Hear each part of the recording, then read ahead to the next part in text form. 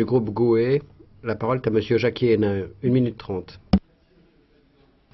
Avec cette question, nous sommes au cœur de la principale contradiction européenne. Servir les hommes et leurs besoins, construire l'avenir, ou ne s'attacher qu'à la rentabilité financière, aux dividendes, à la concurrence libre et non faussée, qui détruit tout parce que ne s'appuyant que sur une compétitivité de dumping. L'acier, la sidérurgie, une industrie au fondement même de l'Europe. Un secteur qui a permis à de très nombreuses filières de se développer, à la recherche de progresser, aux hommes d'acquérir un savoir-faire hors du commun. L'automobile, le ferroviaire, le bâtiment, l'emballage, l'agroalimentaire. Un secteur pourvoyeur, directement et indirectement, de millions d'emplois, d'une richesse indispensable pour nos territoires et nos populations. Un secteur qui a fait la grandeur de l'Europe et qui est en grand danger.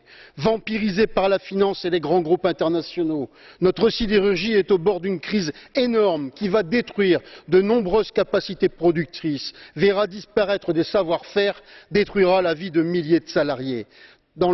Le cas Mittal est de ce point de vue édifiant. Il ferme des sites comme Gandrange, Florange ou à Liège en Belgique, d'où il n'a pas hésité à transférer 37 milliards de dollars vers le Luxembourg par optimisation fiscale. Il vend à tour de bras, ne gardant que les plus rentables. Dans le même temps, il met en chantier de nombreux hauts fourneaux en Inde, financés par la sueur et le sang des salariés européens qu'il jette après les avoir bien exploités.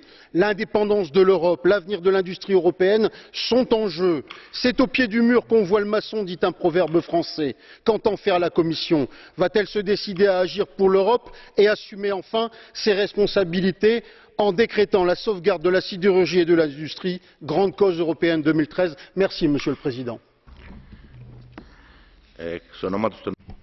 Pour les non-inscrits, la parole est à Monsieur Mölzer, 1 minute 30. Merci, Monsieur le Président. La chute de conjoncture dans l'industrie sidérurgique est due à la faible demande des clients de l'industrie automobile.